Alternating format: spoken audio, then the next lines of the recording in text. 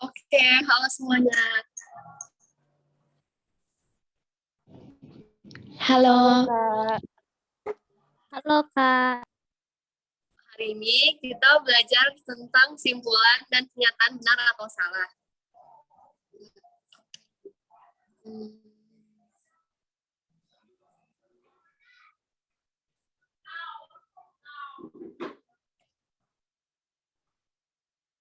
Oh iya, sebelum mulai, coba dong red minggu ini dong. Tadi judulnya apa, Kak? Boleh diulang?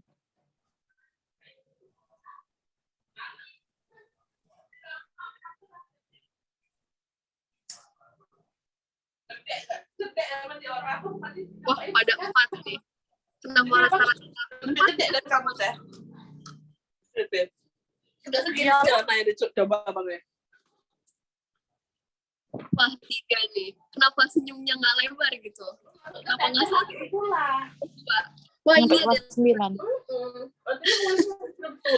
Abangnya gede bener. Iya sih, soalnya emang udah pada sekolah offline kan sekarang. 7 Kak lagi galau. Wah, pasti galauin bucinan kamu ya, pasti ya. Terus kalau sekolah offline itu kan apa namanya, jadinya pulangnya sore dong ya.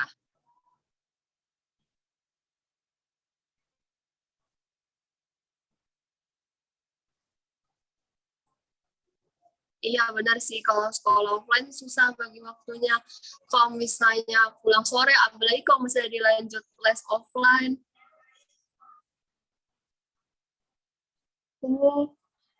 Ada yang seangkatan sama aku ya. Iya benar, pasti pengennya tidur kan, soalnya malas banget. Iya benar sih, kalau misalnya ada rapat atau les, ini susahnya sprain waktu juga.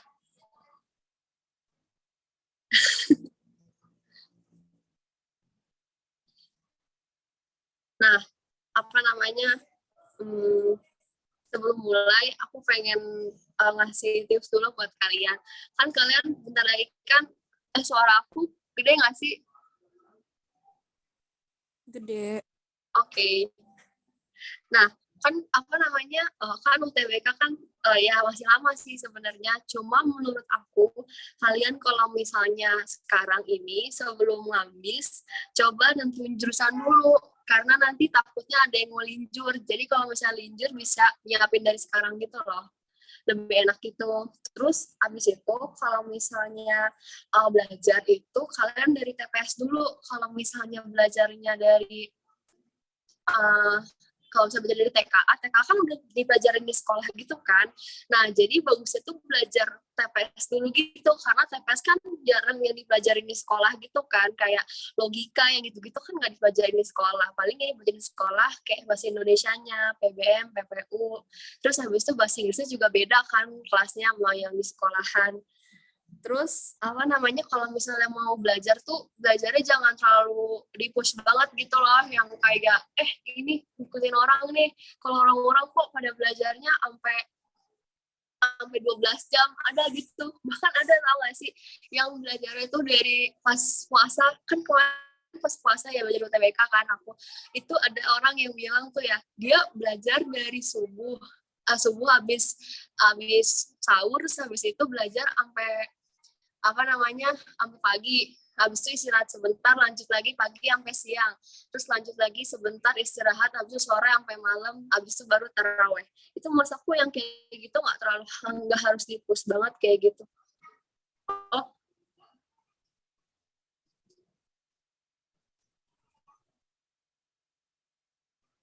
bentar.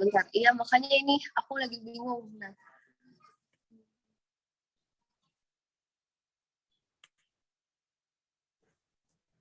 Judulnya Simpulan dan Pernyataan Benar atau Salah.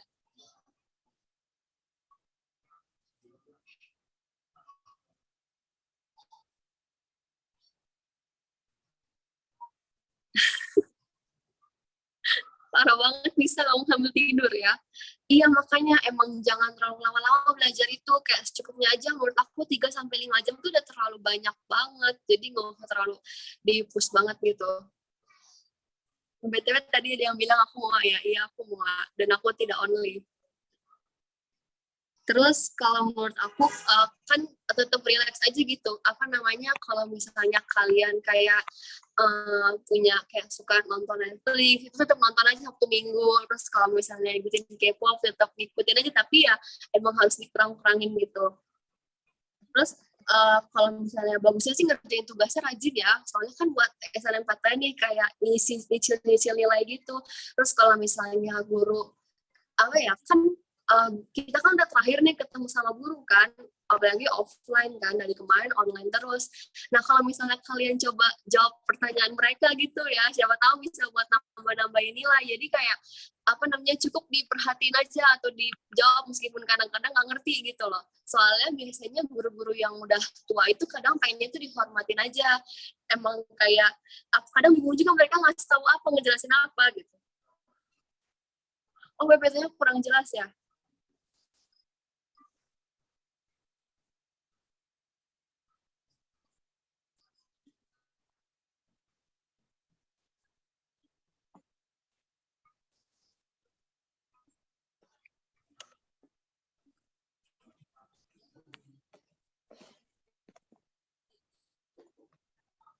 Iya, makanya ini, nah,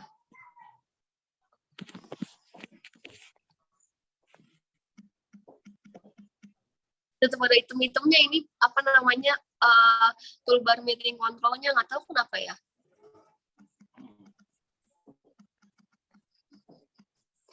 Bentar dulu, aku belum selesai. Nah, terus abis itu kalau misalnya tryout itu nggak usah terlalu lama gitu, nggak usah banyak-banyak gitu loh, jangan terlalu di-push banget. Kayak tryout misalnya 1 atau 2 kali sebulan, apalagi kalau yang udah les offline kan udah termasuk tryout ya. Jadi kalau nambah-nambahin tryout, mendingan kalau tryout kebanyakan tuh jangan, soalnya nanti kalau tryoutnya kebanyakan nanti jadi bingung ngebahasnya kapan, reviewnya kapan. Nah ini salah satu kesalahan yang sering banget dilakuin sama anak-anak yang UTBK di angkatan sebelumnya, selalu kayak tryout yang banyak-banyak nih, sampai 20-30 untuk setahun gitu ya.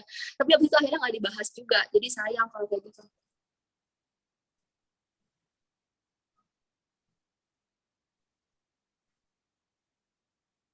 Iya bener, kalau misalnya kebanyakan nge-push takut lupa pas hari H. Terus abis itu kalau misalnya ada webinar dari sekolah nih, kan kadang emang kayak nggak minat sama webinar gitu, kayak webinar-webinar yang apa namanya, yang nggak terlalu, yang sebenarnya nggak terlalu penting nggak penting sih, yang kayak misalnya bahas kayak beasiswa atau misalnya bahas PTN sebenarnya kadang-kadang diperluin gitu loh, karena apa ya, buat itu aja, buat kayak cadangan gitu, biar kalian uh, kalau misalnya kayak udah berjuang banyak, masih banyak cadangan untuk perguruan tinggi negeri atau swasta gitu. Bentar ya, ini kenapa nggak bisa hilang ya?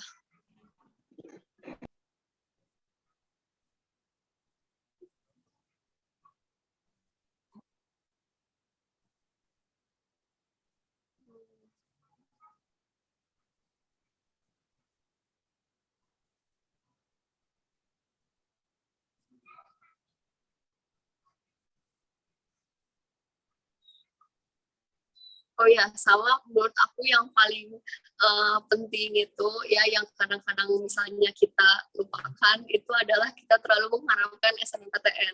Jadi kalau misalnya udah eligible atau misalnya udah dibilang, wah lu pinter nih, pasti SNMPTN dapat lah. Nah, tetap aja belajar SBMPTN atau mandiri, karena itu juga salah satu kesalahan yang bikin nggak lolos juga. Terus jangan lupain untuk selalu berdoa ya, berdoa terus dari sekarang baik sama teman, baik sama guru, baik sama orang tua, kayak gitu aja sih menurut aku. Oke, sekarang mari kita belajar. Iya bener, kalau misalnya saya emang nggak bisa diharapin karena emang banyak korbannya sih. Iya, harus kayak ya udah 50-50 lah antara lolos sama nggak lolos gitu. Oke, sekarang aku mau bahas pernyataan benar atau salah berdasarkan paragraf. Pada soal seperti ini, kita diminta untuk menemukan pernyataan benar atau salah sesuai dengan informasi pada paragraf yang disebutkan soal. Pernyataan dikatakan benar jika informasi yang disampaikan sesuai atau menggunakan sinonim dan kata yang berbeda, tetapi mempunyai makna yang sama dengan paragraf pada teks. Sementara itu, oh iya, bentar dulu, aku tadi belum perkenalan ya. Tadi soalnya aku mikirnya langsung pembukaan aja. Oh ya, sebelumnya nama aku Alia dari Universitas Gunadarma, jurusan Sistem Informasi. Aku kan ngajar PU. Kemarin skor UTBK PU aku 792. Oke, lanjut ya. Tetapi mempunyai makna yang sama, dikatakan salah jika informasi pada pilihan jawaban tidak sesuai atau berbeda dengan informasi pada teks. Berikut adalah kata-kata yang dapat menjadi pengecoh pada soal. Kata atau frase yang menunjukkan bagian seperti sebagian, sedikit, beberapa di antaranya, dan kawan-kawan mempunyai makna yang berbeda dengan makna kata atau frase semua, seluruh tidak terkecuali. Nah, ini kan udah jelas beda ya, kalau misalnya sebagian sama semua. Kalau sebagian kan berarti kayak sebagian kayak bisa setengahnya atau sepertiga, tapi kalau semua kan kayak menyeluruh gitu. Udah pasti kalau yang kata-kata kayak gitu bisa dibedain lah ya, kayak cuma pakai logika aja gitu sebenarnya. Kata atau frase yang menyebutkan angka atau jumlah dapat dipastikan angka pada pilihan jawaban dengan teks sama persis. Nah, ini suka jadi pengecoh ya kalau misalnya kayak tanggal gitu. Tanggal atau bulan. Kadang misalnya yang di soal Maret, yang di teks itu Maret, terus abis itu yang di pilihan ganda itu April. Nah, nanti itu padahal udah sama persis tuh kalimatnya. Dan itu tetap salah karena itu bulannya salah. Oke, sebelum aku lanjut, coba ketik satu dulu kalau udah paham.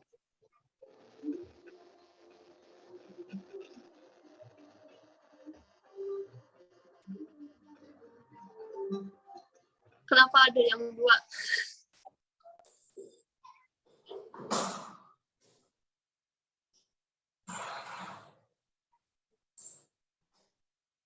Oke, kita lanjut ya.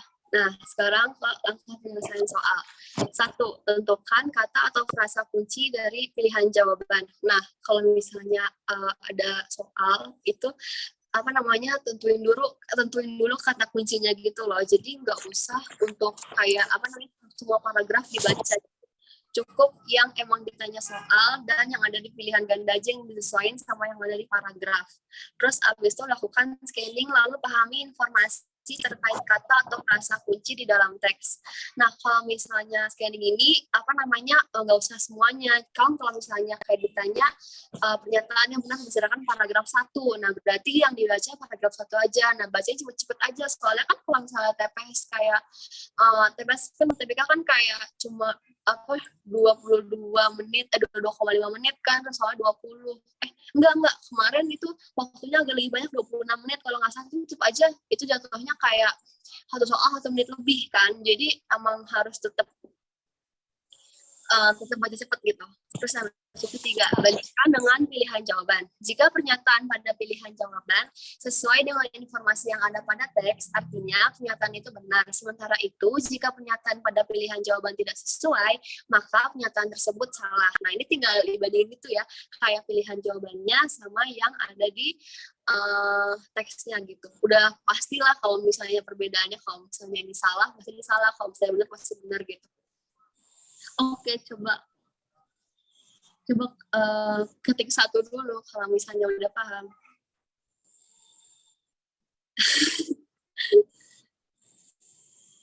Oh iya bener ya, kemarin 20 soal 22,5 menit. Harus cepet-cepet gitu. Oke, lanjut ya. Sekarang ke kesimpulan paragraf.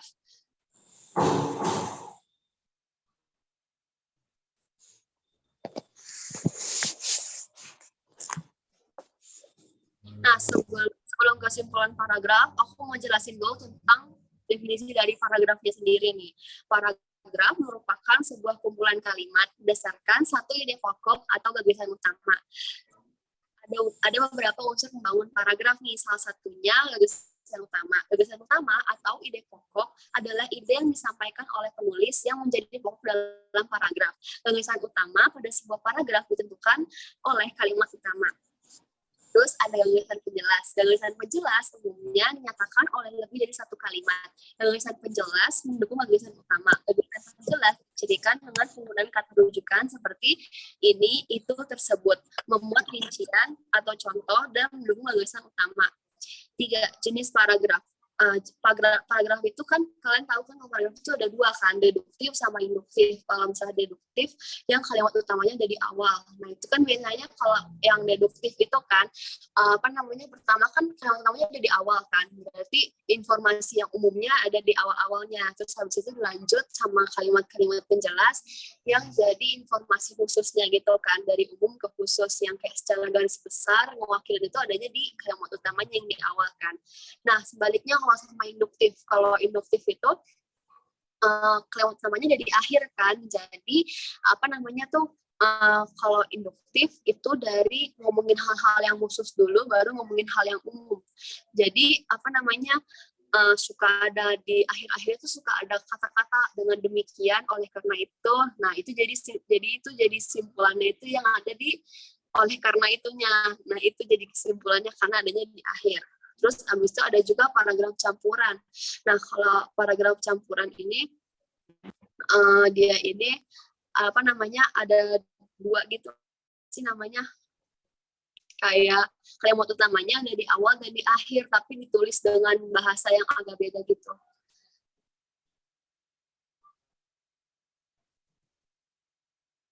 Nah, terus sekarang tentang simpulan paragraf nih. Definisinya, simpulan menurut KBBI adalah sesuatu yang disimpulkan atau diikatkan. Hasil menyimpulkan kesimpulan. Simpulan juga dapat diartikan sebagai pendapat akhir dari sebuah uraian atau gagasan yang terdapat pada akhir pembicaraan.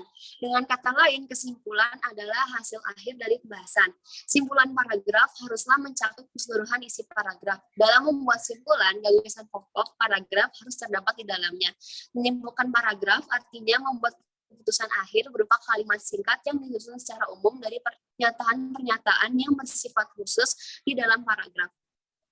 Ingat bahwa pernyataan umum merupakan gagasan utama di dalam kalimat utama dan merupakan simpulan. Oleh karena itu, kesimpulan dapat ditemukan pada kalimat utama yang ada di awal atau akhir.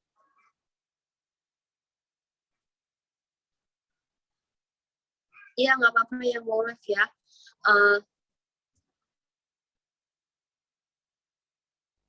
Terus, nah kalau simpulan paragraf ini tuh menurut aku kalau misalnya ada soal kayak langsung lihat ke di akhir sama awalnya aja biar cepat gitu loh. Jadi nggak usah terlalu banyak makan waktu buat baca satu paragraf, baca yang atas sama bawahnya aja, nggak usah baca semuanya karena itu biasanya makan waktu banget. Nah, sekarang aku lanjut ya. Cara menarik simpulan paragraf. Simpulan dapat ditemukan secara tersurat maupun tersirat. Tersurat apabila sebuah paragraf diakhiri dengan kalimat yang terdapat konjungsi penanda simpulan. Misalnya, jadi, oleh karena itu, dengan demikian. Sementara itu, simpulan yang tersirat dapat ditemukan dari kalimat utama. Cara menentukan simpulan dapat dilakukan dengan penalaran induksi. Penalaran induksi merupakan menarik simpulan dengan menyebutkan peristiwa-peristiwa khusus yang terdapat pada paragraf. Terdapat 3 macam cara menarik kesimpulan menggunakan penalaran induksi. A. Generalisasi merupakan cara menarik kesimpulan umum berdasarkan informasi khusus yang dapat mewakili seluruh informasi. Cara ini ditandai dengan memberikan pernyataan yang bersifat khusus agar mendapatkan kesimpulan yang bersifat umum. B. Analogi merupakan cara menarik kesimpulan berdasarkan perbandingan sejumlah informasi khusus yang mempunyai banyak persamaan. Gak apa-apa kok, ini aku juga materinya baru mulai, kalau ketinggalan gak apa-apa. Cara ini ditandai dengan memberikan pernyataan yang bersifat khusus agar mendapatkan simpulan yang bersifat umum. B. Analogi. Analogi merupakan cara menarik simpulan berdasarkan perbandingan sejumlah informasi khusus yang mempunyai banyak persamaan. Cara menarik kesimpulan ini hanya berfokus pada kesamaan informasi saja. C. Kausal, disebut juga sebab akibat atau akibat sebab. Karena proses penalaran kesimpulannya menggunakan fakta yang merupakan sebab hingga pada kesimpulan yang berupa akibat atau sebaliknya. Nah, kalau misalnya ngerjain PU ini, kan biasanya kita tuh kan jarang belajar materi kan. Nah, makanya aku juga biasanya gitu kalau misalnya belajar kalau misalnya PU tuh kayak langsung aja gitu loh. Kalau TPS langsung ke soalnya daripada belajar materinya, karena kadang masih sulit dimengerti gitu kan. Dan kadang juga ngebingungin gitu. Nah, terus abis itu kalau cara menarik kesimpulan paragraf ini yang paling sering dipakai itu yang kausal, sebab akibat. Nah, biasanya itu buat paragraf yang induktif. Jadi, kalau misalnya induktif kan kalimat utamanya ada di akhir kan, jadi kayak ada penandanya, oleh karena itu, oleh sebab itu, dengan demikian. Nah, jadi itulah kalimat akhirnya yang jadi kesimpulannya. Coba ketik satu dulu kalau udah paham.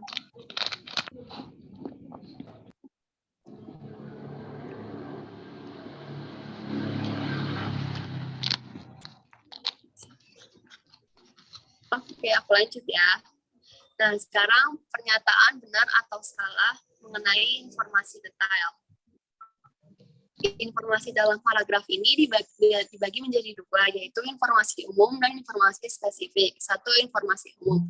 Informasi umum pada teks adalah informasi yang disampaikan secara luas, baik dalam definisi, cakupan keterangan, dan lain sebagainya. Salah satu contohnya adalah ide pokok sebuah paragraf. Keberadaan ide pokok pada suatu paragraf berfungsi untuk memfokuskan pembahasan pada satu hal.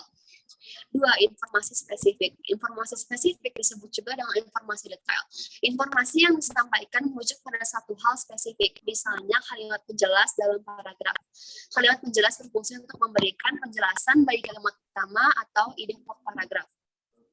B. Pernyataan benar atau salah mengenai informasi detail. Informasi detail dikatakan benar jika informasi yang disampaikan pada pilihan jawaban sesuai dengan informasi yang disampaikan pada teks.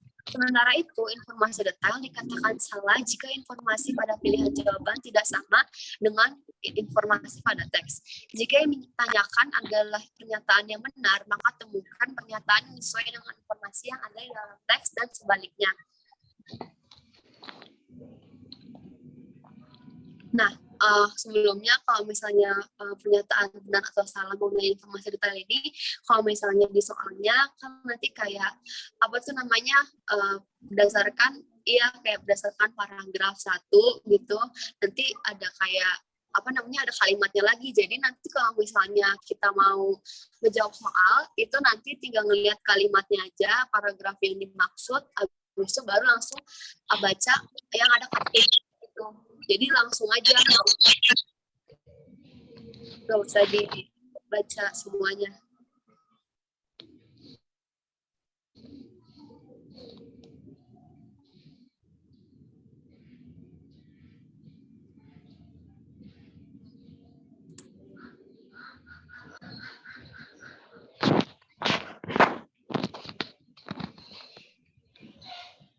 Dari mana ya? Aku juga nggak tahu sih.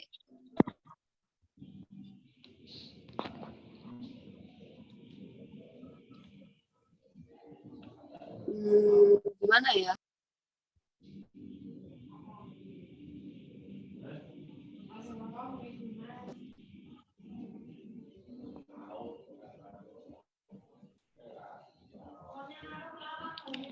Oh iya ya, benar ada yang belum open mic.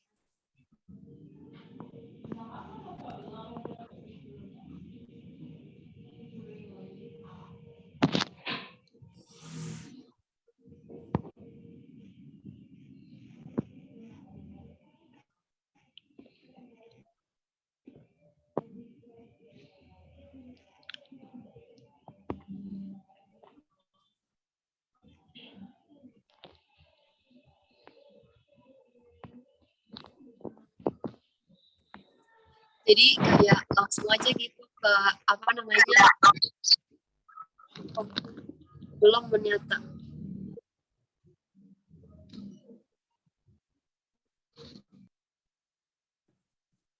Nah, sekarang udah enggak kan? Nah, iya, jadi kalau misalnya kayak gitu tuh langsung ke kalimat yang dimaksud aja gitu loh, sama ke paragrafnya yang ditanya di soal. Jadi nanti sesuaiin aja sama soalnya, langsung ngeliat ke kata kunci di soalnya, habis itu ngeliat di paragrafnya, terus samain sama yang ada di pilihan gandanya.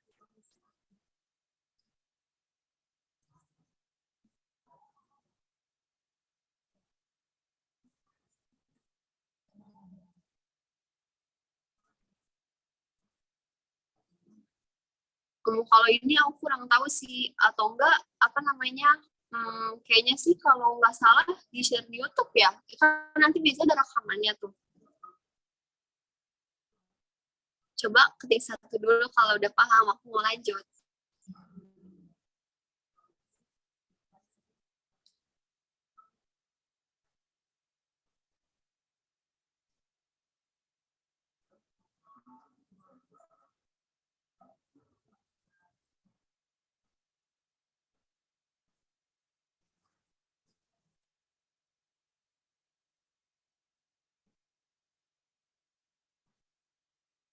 Oke, aku lanjut ya. Nah, ini yang terakhir nih sebelum kita ngebahas soal. Simpulan dari pernyataan. Soal ini menanyakan simpulan dari pernyataan yang memuat kata hubung jika. Satu, pernyataan. Pernyataan didefinisikan sebagai pemberitahuan. Pernyataan yang terdapat pada soal dapat dinyatakan dengan berbagai macam kalimat.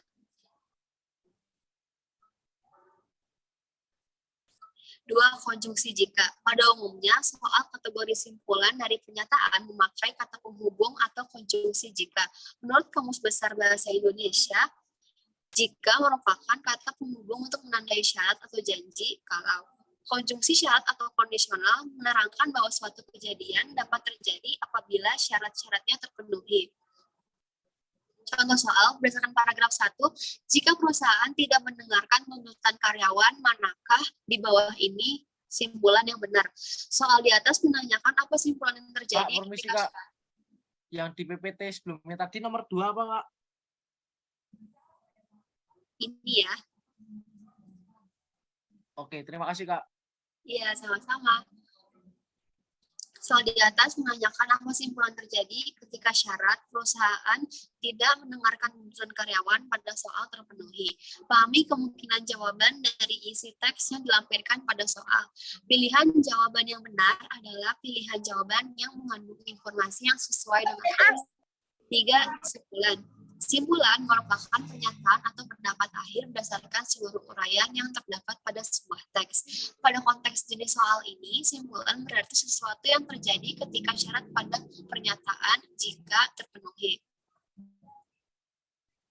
Nah, kalau misalnya ini nih kayak simpulan dari pernyataan ini, berarti dia ngikutin kata-kata yang ada di soalnya, kayak jika perusahaan tidak mendengarkan tuntutan karyawan, manakah di bawah ini simpulan yang benar. Dan nanti kalian kalau misalnya mau cari jawabannya, tinggal lihat ke kalimat jika perusahaan tidak mendengarkan tuntutan karyawannya di paragraf 1. Nah, biasanya itu kalau misalnya yang ada di paragrafnya itu jika perusahaan mendengarkan tuntutan karyawan, jadi kayak nanti nentuin sebaliknya gitu loh, kesimpulan dari sebaliknya gitu. Biasanya sih kayak gitu ya. Oke, daripada lama-lama, mari kita membahas soal. Nah, ini kan paragrafnya panjang kan, karena biar gak ribet, jadi aku potong aja ya. Jadinya kayak gini. Oke, biasanya kalau misalnya jawab soal perlu waktu berapa menit nih? Aku tungguin. Kayak misalnya 2 menit, 3 menit, 1 menit, kayaknya kesebentaran sih menurut aku. Kalau misalnya udah jawab, boleh jawab di komen ya.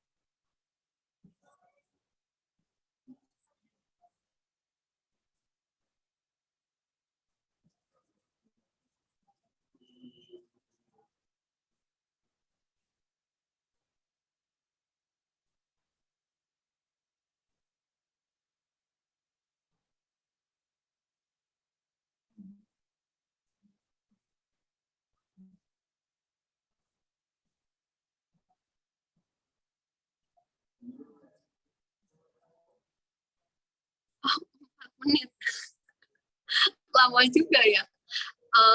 Kenapa enggak 3 menit gitu? Oh iya, 2 menit. BTW ini Ira, PP kamu kayaknya aku kenal. Kalau misalnya itu Taehyun bukan sih? Kalau 3 menit, nah kalau misalnya 3 menit tuh kayak apa ya, ya di tengah-tengah lah. Kalau 4 menit kelamaan kayaknya. Enggak, aku nggak kenal. Itu sekolahan bukannya ya. Aku nggak tahu, soalnya dari sini kecil banget.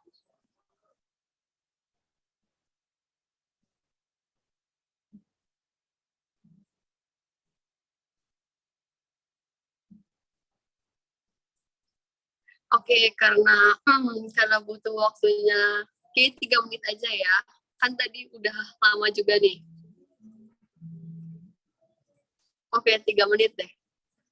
Oke, udah mulai. Silakan.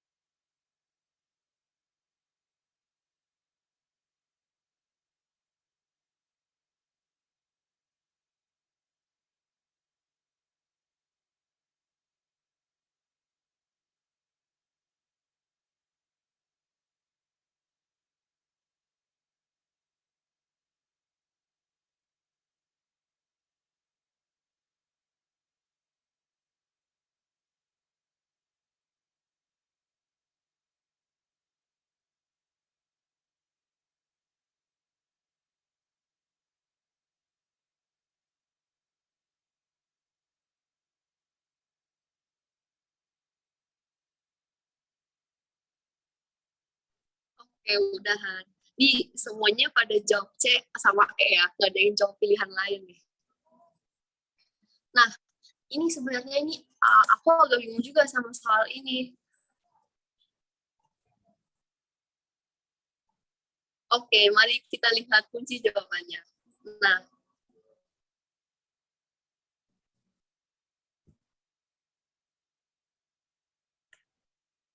di kunci jawabannya C. Tapi ya, menurut aku pas aku baca, juga menurut aku tuh kayaknya ini juga bisa C sama E nggak sih? Maksudnya yang E-nya juga bener gitu loh. Yang tadi, apa namanya, yang tentang jalan rusak, saluran Mampat, pohon tumbang. Nah, ini tuh emang ditanganin sama PPSU setempat, sama yang PHL juga gitu loh. Jadi dua pasukan itu juga sama-sama nanganin itu. Jadi menurut aku dua-duanya benar sih itu. Terus abis itu, mari kita bahas satu-satu dulu. Nih, petugas, bentar. Petugas. Oh iya juga sih, benar. Sebenarnya ini agak ngebingungin juga sih ya.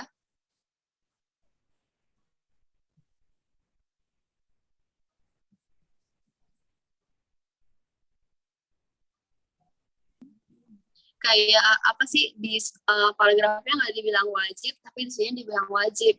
Atau mungkin karena itu juga kali jawabannya C ya. Kalau yang A ini, petugas PPSU bertujuan untuk membantu Dinas Pertamanan dan Pemakaman, Dinas Sumber Daya Air, dan Dinas Sosial. Nah, ini udah pasti salah kan? Soalnya ada di sini.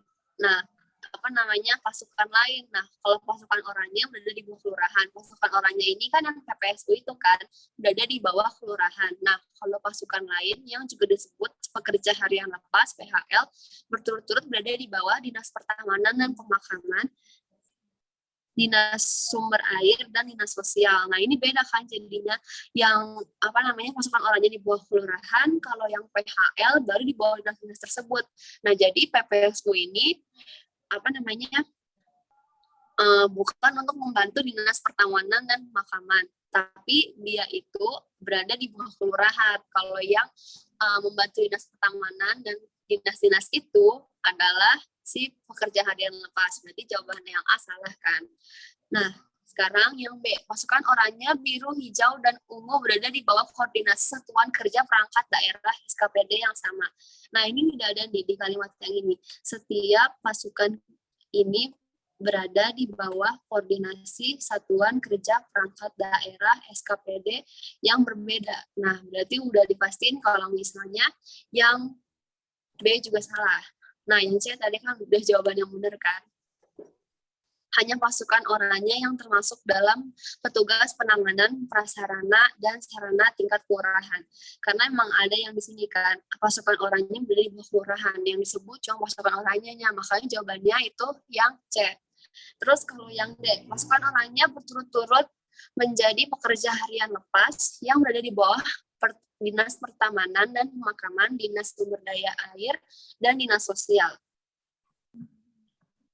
Pasukan orangnya ini beda ya, kan ada tulisannya di sini pasukan orangnya yang di bawah kelurahan, kalau yang PHL yang di bawah dinas tersebut. Jadi mereka ini nggak kayak pasukan orangnya bukan pekerja harian lepas juga bukan pasukan orangnya, jadi dua pasukan yang berbeda. Nah, yang ini nih, iya kan, makanya aku juga bingung sama ini.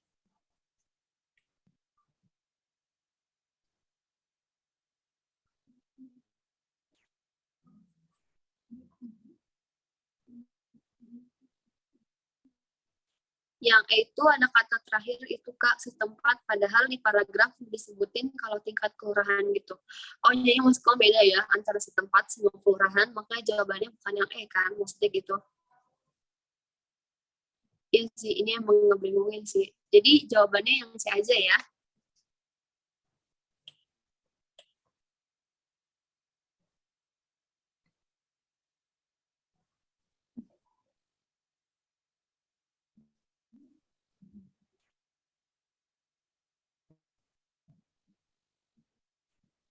Tadi udah pada DSS belum?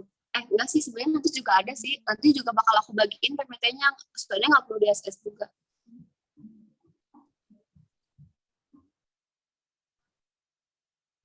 Oke, mari kita lanjut. Nah, tuh kan, ininya masih ada jadinya. Iya, makanya.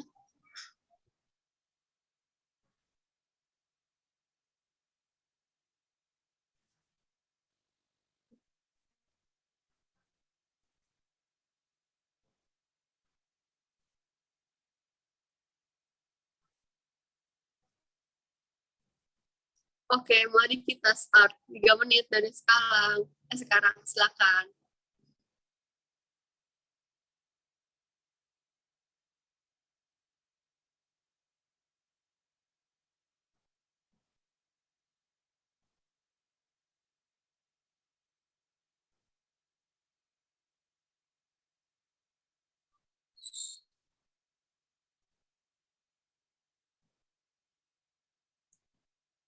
Bentar, bentar.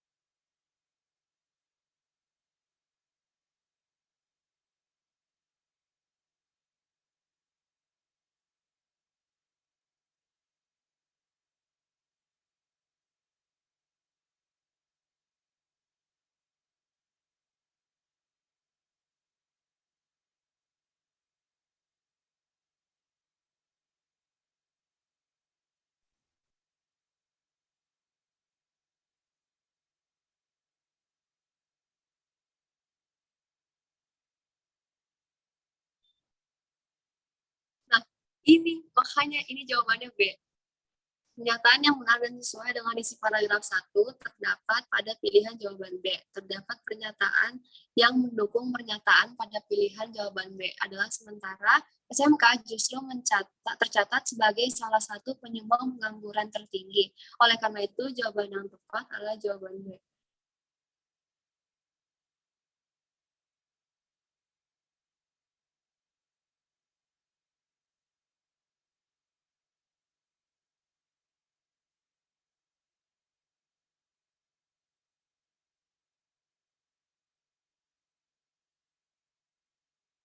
Bentar deh. Ini suka kepotong PPT-nya. Bentar.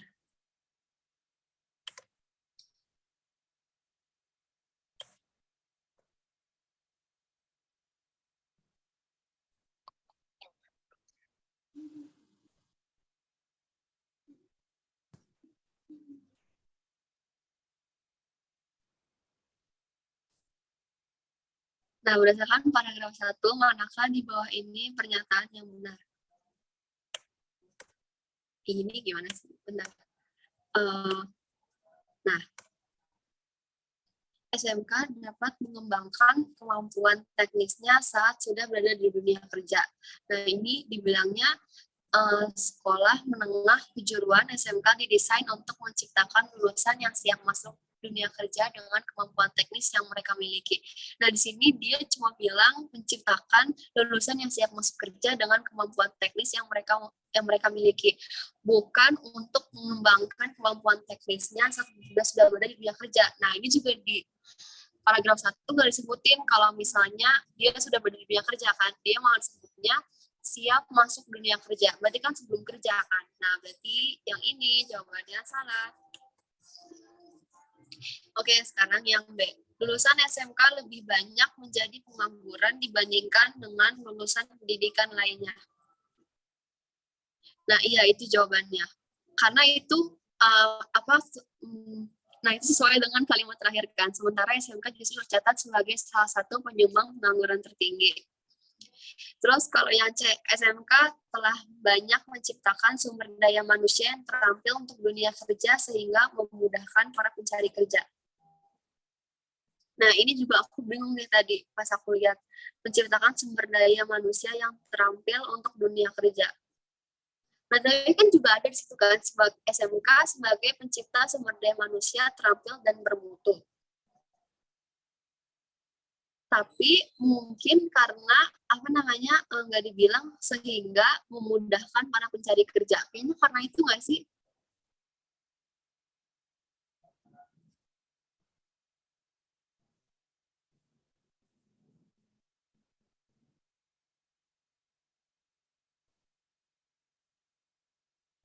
Iya sih, kayaknya karena itu. Karena kan dia dibilang menciptakan sumber daya manusia yang terampil untuk dunia kerja. Tapi di paragraf 1-nya nggak dibilang kalau itu untuk memudahkan para pencari kerja gitu loh.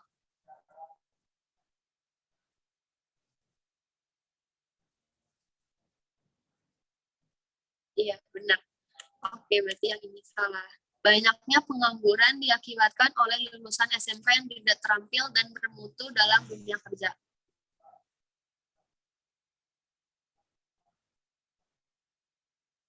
Iya betul kan di paragraf itu kan dibilang SMK menghasilkan pengangguran, iya.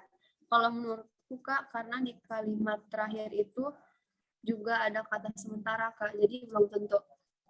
Kayaknya itu sementaranya itu nggak sih kayak informasi tambahan gitu, bukan kayak apa sih namanya, kayak apa sih informasi tambahan gitu loh dari semua paragraf gitu. Bisa juga sih. Nah ini juga ngebingungin sih, makanya belajar PU itu membingungkan. Kadang emang kayak apa yang kita pikirin itu nggak sesuai sama kunci jawabannya. Banyaknya pengangguran diakibatkan oleh lulusan SMK yang tidak terampil dan bermutu dalam dunia kerja. Nah, kalau yang ini, kan dia nggak bilang kan lulusan SMK yang tidak terampil. Nah, di situ nggak ada tulisannya, lulusan SMK yang tidak terampil dan tidak bermutu dalam dunia kerja. Terus juga nggak dibilang alasan pengangguran banyak itu karena itu. Jadi, jawabannya juga salah yang ini.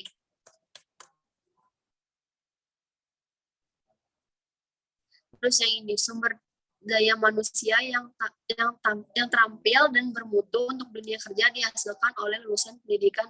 Nah, ini kepotong.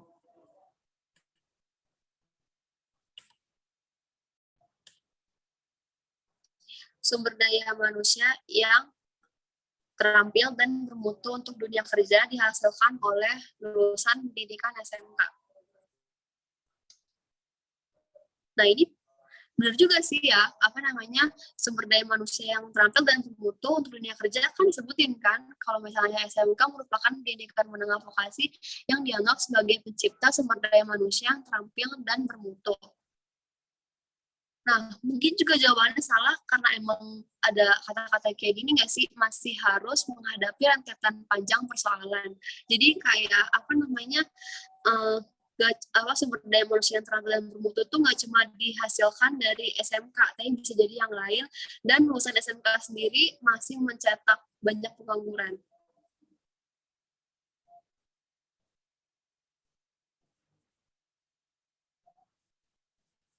Menurut kalian gimana?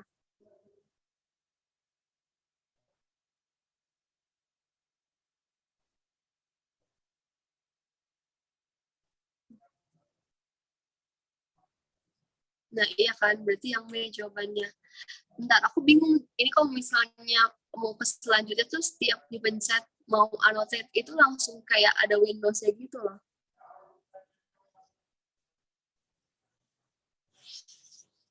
Lumayan terasa agar yang B, betul yang B ya. Kalau yang M mungkin karena masih sesuai banget sama teksnya, Kak. Iya, sih kayaknya.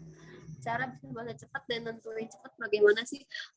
Itu kalau misalnya kayak gitu tuh, kan baca dulu soalnya. Berdasarkan paragraf 1, manakah di bawah ini pernyataan yang benar. Terus habis itu langsung tuh ngelihat pilihan ganda yang satu, bisa cari kata-katanya di sini. Jadi biar cepet gitu loh nentuinnya. Jadi nggak usah langsung nyamain sama kata-kata yang ada di sini sama kata-kata yang ada di paragrafnya gitu.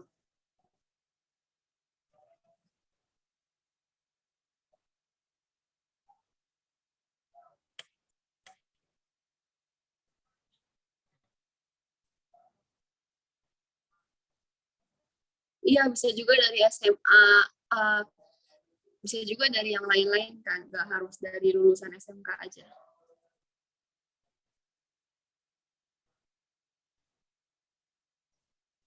Iya benar, kayak kayak belum sempurna gitu, kayak masih ada masalah-masalahnya, dan kayak kurang gitu loh, kurang kurang memenuhi gitu, kurang tepat.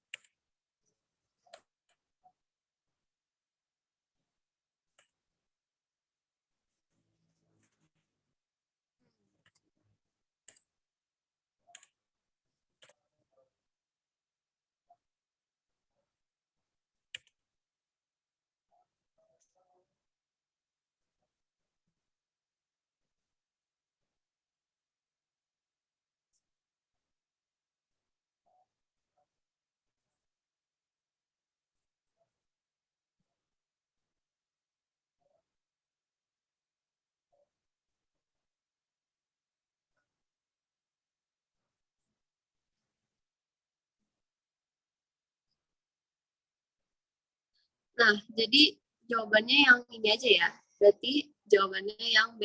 Oke, mari kita lanjut.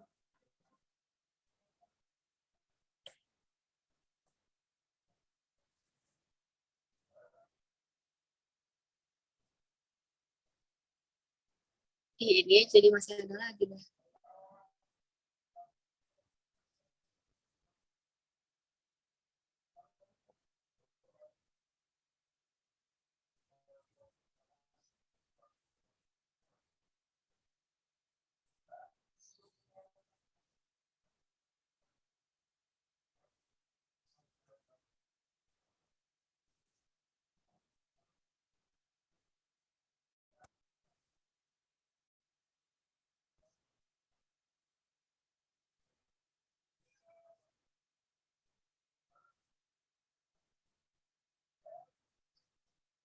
Nah, kan ini paragrafnya banyak kan. Jadi kalau ini juga aku potong aja ya, biar cepet aja gitu.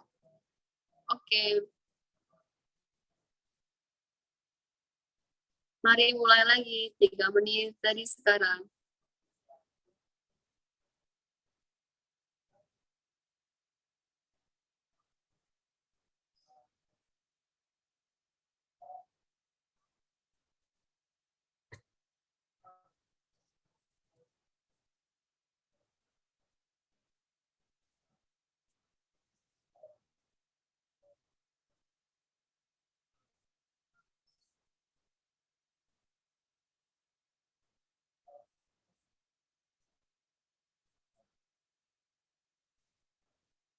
Ya, bentar dulu.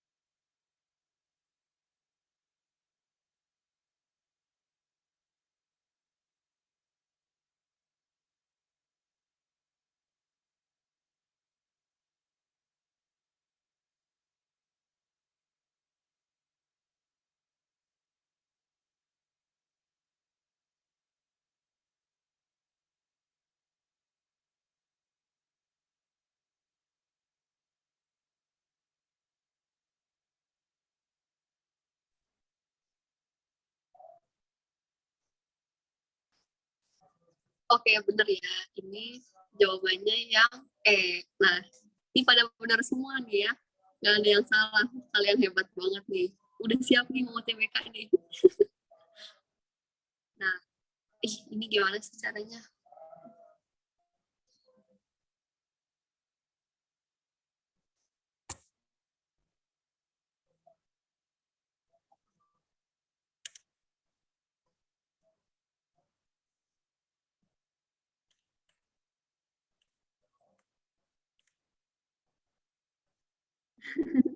Iya, makanya masih banyak waktu kok buat belajar.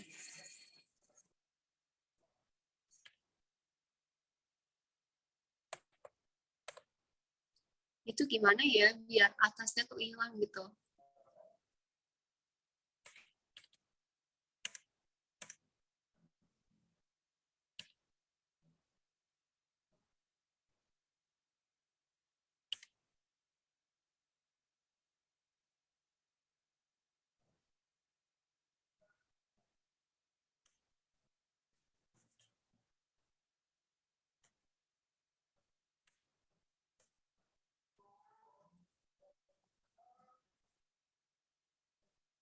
Nah, ini kan jawabannya yang E. Sekarang dari yang A dulu. Penemuan ini telah dipresentasikan pada pertemuan American Astronomical Society di Honolulu, Hawaii pada 8 Februari lalu. Nah, ini kan udah jelas nih 8 Januari kan. Berarti yang ini salah. Para peneliti mengharapkan EGS 78 bukan menjadi penemuan terakhir. Nah, kalau yang ini, tadi kan dia bilangnya astronom kan, jadi apa namanya para astronom. Nah, sedangkan di sini para peneliti karena beda, jadinya ini juga salah. Dalam beberapa ribuan tahun pertama usia alam semesta, setiap wilayah membentuk bintang baru diselimuti awan nitrogen netral. Nah, yang ini salah nih karena nggak ada di paragraf 4 kan, nggak ada yang membahas bintang baru selimuti awan nitrogen netral. Di sini kan cuma dibahas cahaya intens dari galaksi dapat mengionisasi gas hidrogen kan. Berarti ini juga salah. EGS 77 telah membentuk gelembung kecil yang memungkinkan cahaya terlihat. Nah, di sini dibilangnya membentuk gelembung yang memungkinkan cahaya bintang untuk berpergian bebas kan. Ini dia bukan bilang cahaya memungkinkan cahayanya terlihat. Tapi kalau yang di teksnya berpergian bebas, berarti ini juga jawabannya salah. Penemuan EGS 77 telah dipresentasikan pada pertemuan American Astronomical Society di Honolulu, Hawaii pada 8 Januari lalu. Nah, ini persis banget kan kayak kalimat yang ada di sini.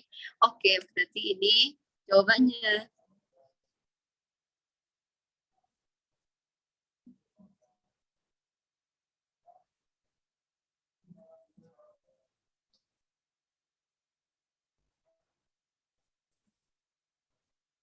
Wow, kamu beneran OTW daftar swasta nih. Wah, kalian keren nih, benar semua. Yeay, mari kita lanjut.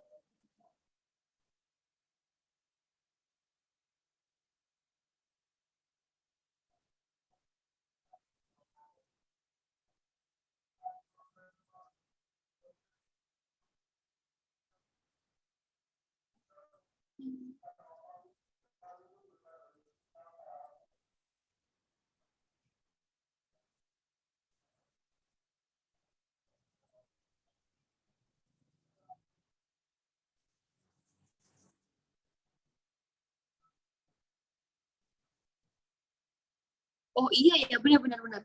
Jadi itu salah karena gelembung besar ya, bukan karena cahaya bintang atau bepergian bebas. Oh ya benar-benar. Iya makasih ya. Benar jawabannya. Iya karena itu jadi salah. Jadi ini kan belum telah membentuk gelembung besar. Jadi jawaban benarnya itu yang karena yang isinya gelembung kecil. Makasih.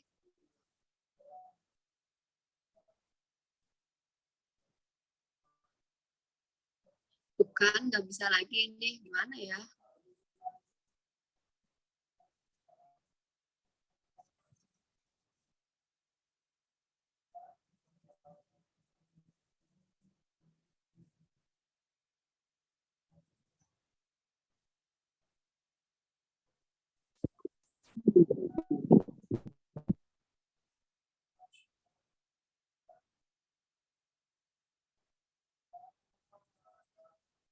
Oke, mari kita mulai jawab soal lagi. 3 menit dari sekarang.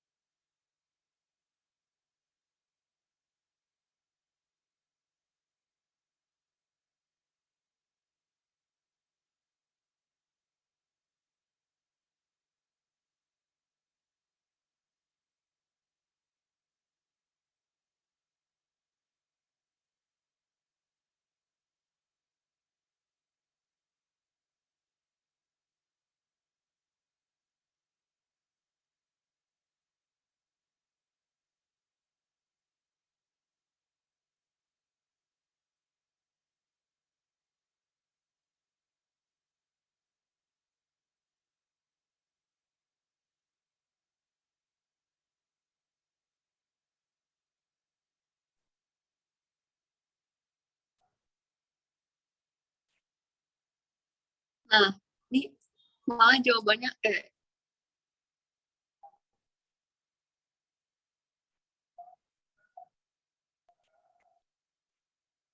bentar, coba aku lihat.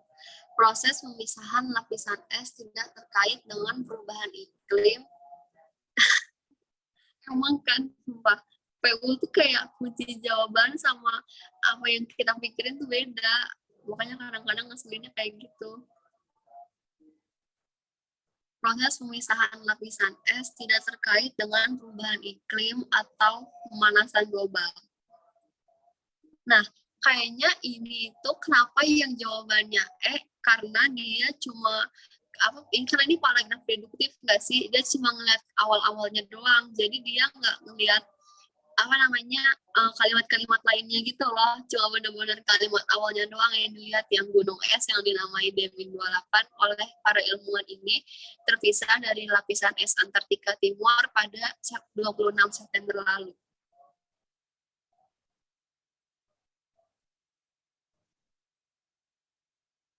Iya benar, makanya ini kayaknya tuh apa sih namanya, emang nentuin kesimpulan tuh emang ngeliat awalnya aja sama akhirnya. Kadang kalau misalnya kita mikir kalau kesimpulan itu apa namanya, kayak kesemuanya yang kayak satu kalimat yang meliputi satu paragraf itu, malah kadang-kadang jawabannya itu yang cuma ada di kalimat awalnya doang atau di kalimat akhirnya gitu.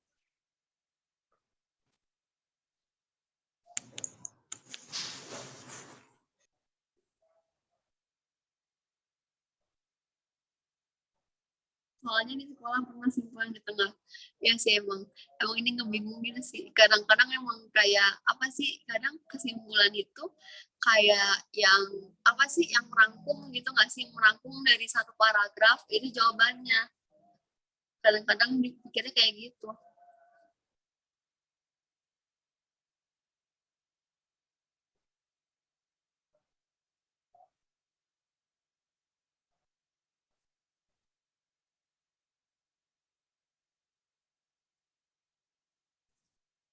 Dulu di SMP juga diajarin simpulan baca awal sama akhir. Iya, menurut aku juga karena itu. Karena dia langsung melihat ke awal sama akhirnya aja nggak sih? Jadi nggak ngelihat ke tengah-tengahnya, nggak bikin kesimpulan yang secara menyeluruh dari satu teks gitu loh.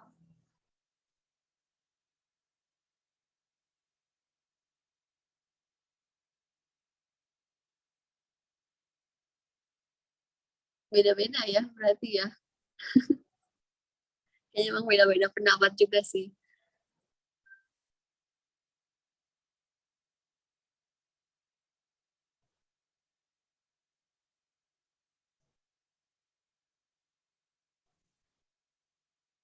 Semangat ya waktu dulu SMA.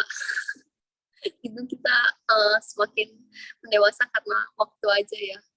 Nggak ada yang mikir sih. Aku juga mikir gitu, maksudnya kayak, cepet banget sekarang udah selesai UTBK, udah lulus. Padahal rasanya baru masuk SMP juga.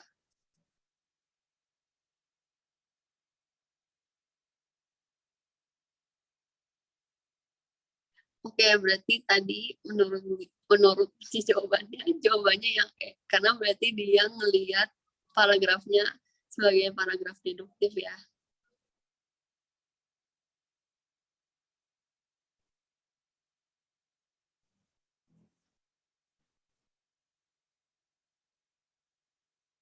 Oke, mari kita lanjut.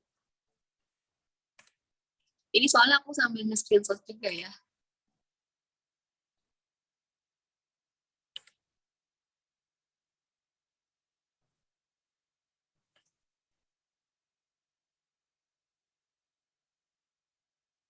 Nah, sekarang soalnya kayak gini. Soalnya termasuk mudah sih, tapi nggak apa-apa lah ya. 3 menit ya, 3 menit dari sekarang.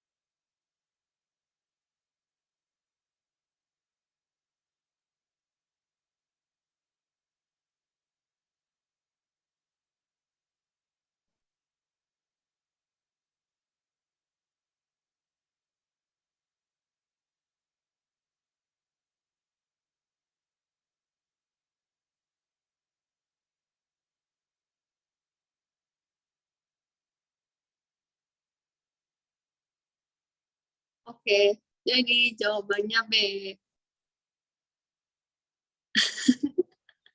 Wah, jawabannya beda-beda banget ya kalian. Ada yang jawab E, ada yang jawab C, ada yang jawab B. Tapi ternyata jawab B sama A.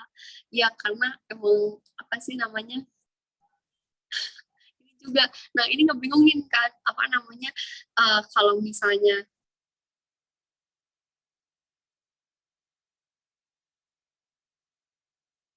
nah itu dia makanya aku juga bingung. Itu makanya, kadang beda-beda gitu loh. Iya, makanya.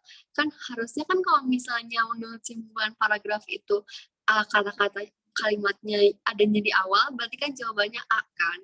Nah, kalau misalnya baca keseluruhannya, jawabannya B. Oke, karena ini membingungkan, jadi menurut aku jawabannya A juga boleh sih, soalnya apa namanya, ini paragrafnya kan deduktif kan, jadi kalau utamanya ada di awal.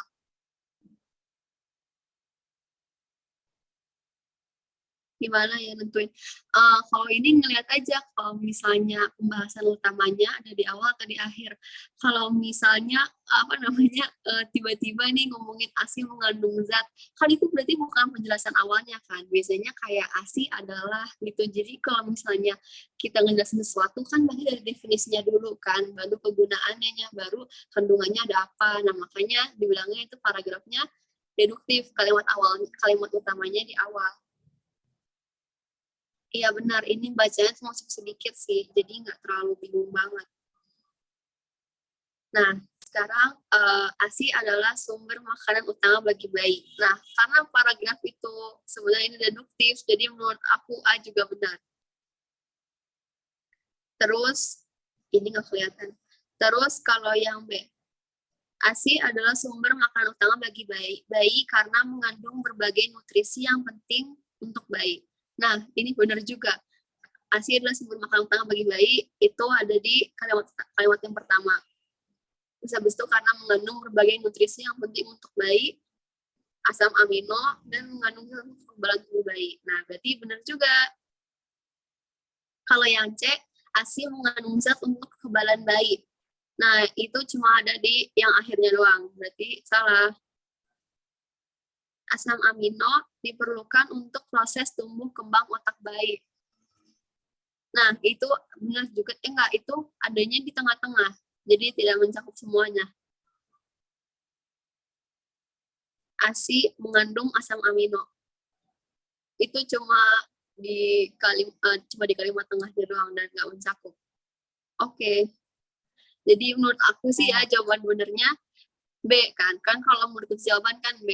Tapi karena simpulan itu juga kadang-kadang orang bilang itu dari kalimat utama di awal atau di akhir, berarti A juga benar.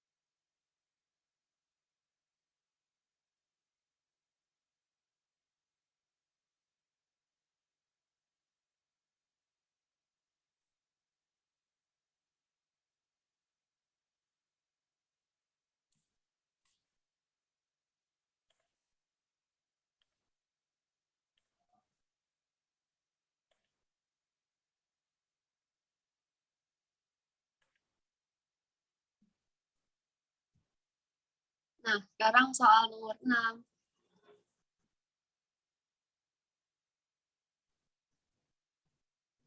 Oke, mari kita mulai. 3 menit dari sekarang.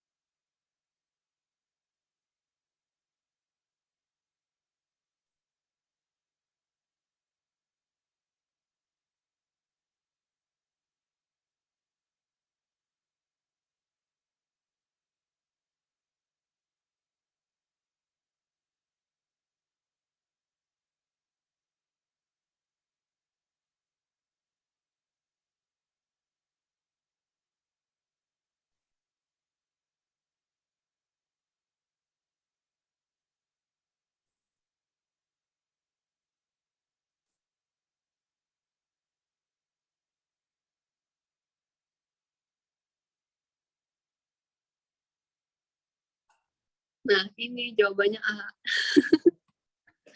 Minuman manis dapat diganti dengan mengonsumsi buah yang berair banyak.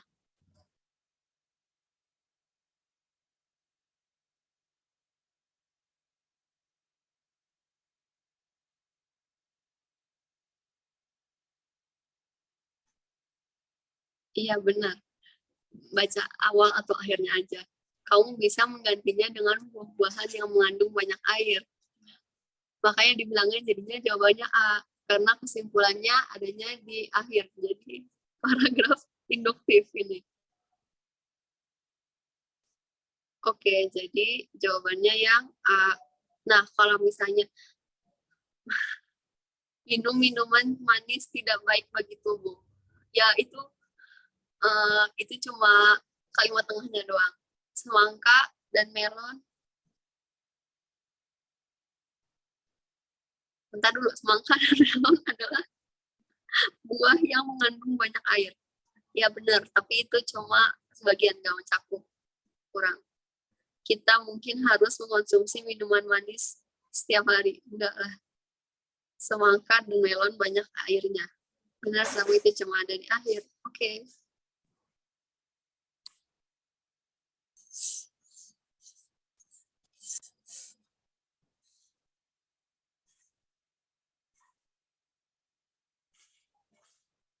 Nah, sekarang yang ini. Oke, kita coba ya. 3 menit dari sekarang.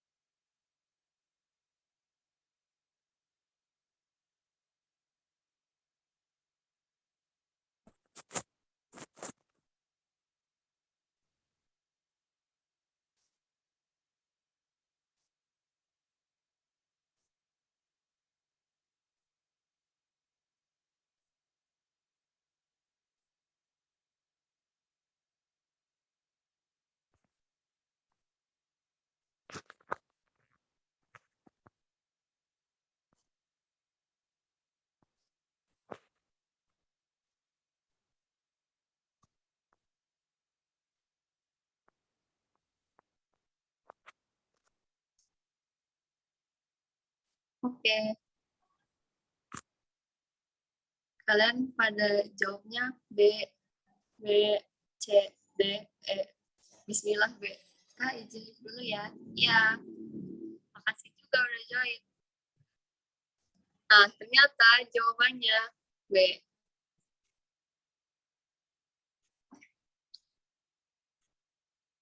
Oke.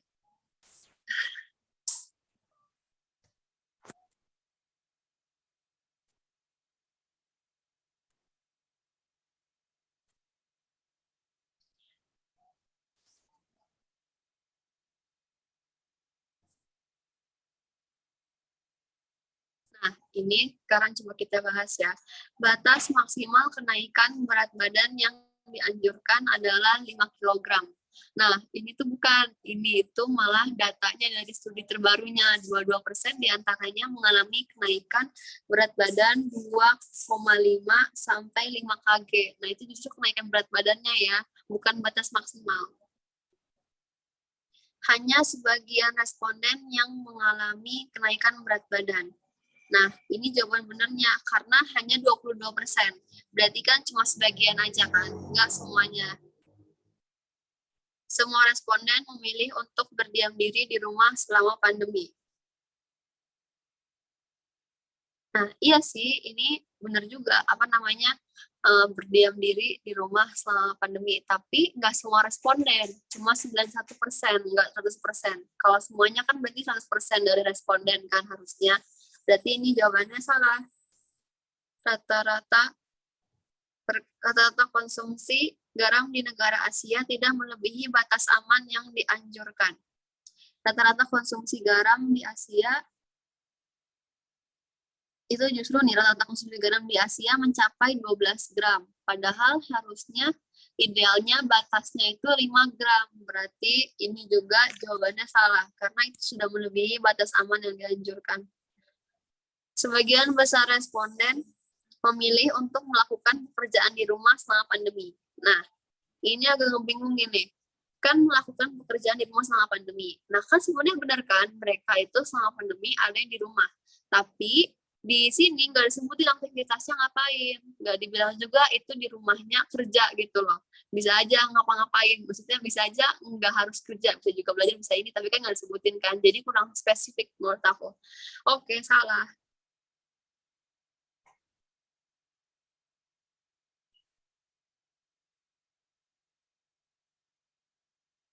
Oke. Jadi jawabannya yang B.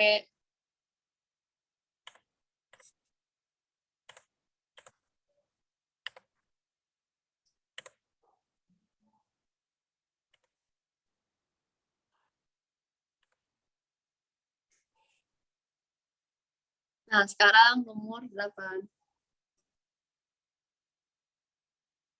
Oke, mari coba jawab 3 menit dari sekarang.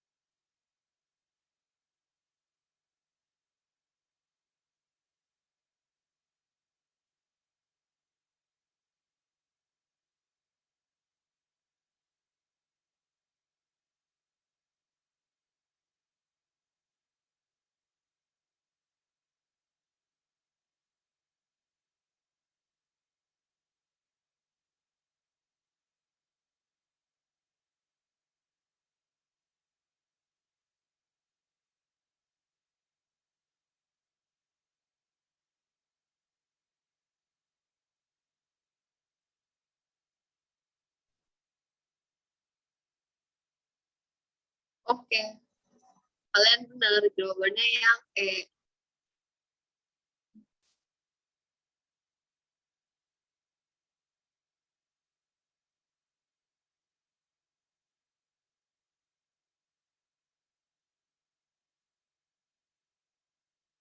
Sengaja dibuat oleh pemerintah agar masalah kebersihan di daerah Jakarta terselesaikan setiap harinya.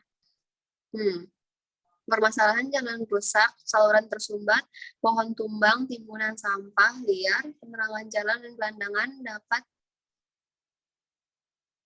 dapat ditangani BPSU. Nah, ini benar kan? Tadi juga udah dibahas. Membentuk pasukan dengan warna berbeda-beda agar mudah dihafal masyarakat sekitar. Enggak. Turut serta membangun pihak lain seperti Dinas Pertamanan dan Pemakaman, Dinas Sumber Daya Air, dan Dinas Sosial. Enggak. Pemerintah ingin BPSU mengatur tentang penanganan prasarana dan sarana di tingkat kelurahan. Enggak. Sengaja dibuat oleh pemerintah agar masalah kebersihan di daerah Jakarta terselesaikan setiap harinya. Enggak, yang ada di teksnya jawabannya yang E. Oke, berarti jawabannya yang E.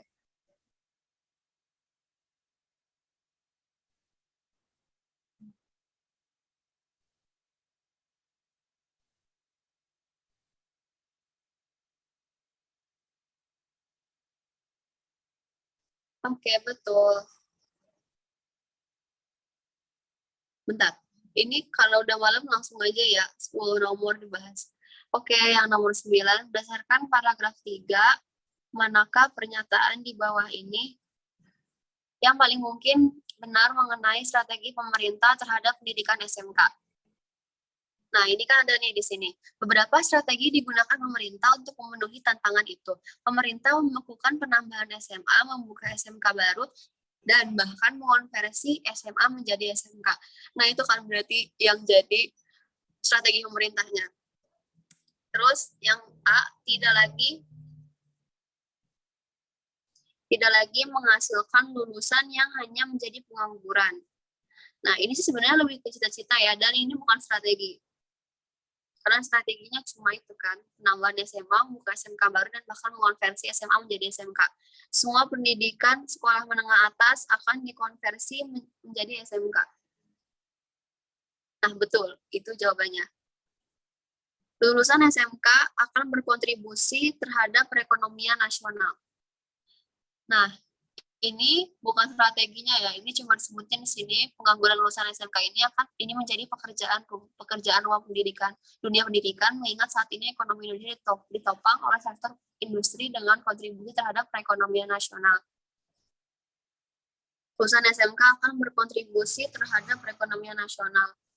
Nah, ini juga itu ada tulisannya, tapi itu bukan strategi dari pemerintah.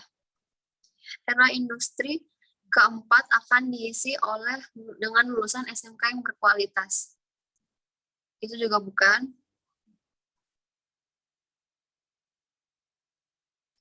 Oke, berarti jawabannya yang B ya.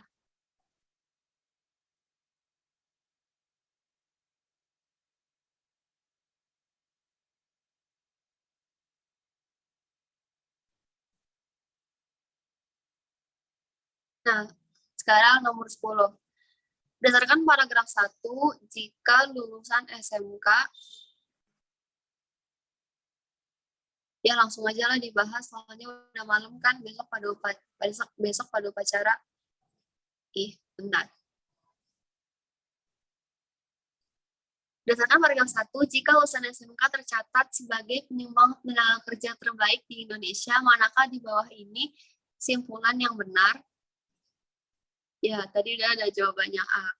Lulusan SMK sudah terbukti merupakan manusia yang terampil dan bermutu. Nah, kan di sini ada tulisannya kan, sebagai penyumbang tenaga kerja terbaik, di paragraf 1 ya, sebagai penyumbang tenaga kerja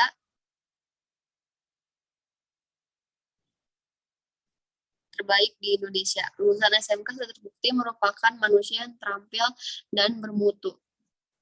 Nah, ini tulisannya di sini. SMK merupakan pendidikan menengah vokasi yang dianggap sebagai pencipta sumber daya manusia terampil dan bermutu. Nah, karena kalau misalnya penyumbang tenaga kerja terbaik di Indonesia, udah pasti mereka orang-orangnya pasti yang udah siap kerja kan, terampil dan bermutu. Makanya jawabannya yang A. Banyak lulusan SMK yang tidak menganggur dan mendapat pekerjaan. Nah, ini sih sebenarnya ini juga bingung sih, yang tidak menganggur dan mendapat pekerjaan. Tapi kalau misalnya yang lebih menjawab itu, yang lebih to the point-nya itu justru yang penyumbang tenaga kerja terbaik karena dia manusia yang terampil dan bermutu. Kalau misalnya yang masalah menganggur dan mendapat pekerjaan itu beda lagi kan. Banyak orang yang lebih memilih jenjang pendidikan SMK dibandingkan yang lain. Nah, itu nggak ada di paragraf 1. SMK menjadi pendidikan yang diinginkan semua orang. Enggak juga. Kemampuan teknis yang dimiliki oleh lulusan SMK dibanggakan semua orang. Nah, kemampuan teknis enggak, ini cuma untuk dengan kemampuan teknis yang mereka miliki, mereka siap masuk ke dunia kerja, tapi bukan berarti dibanggain oleh semua orang. Oke, jadi jawabannya yang A.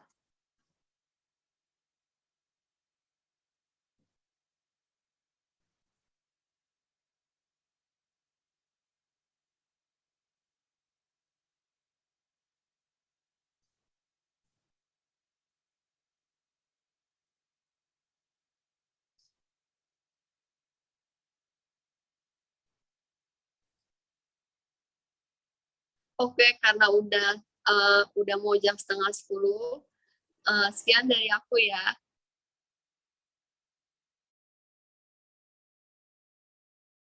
Makasih yang udah mau join hari ini.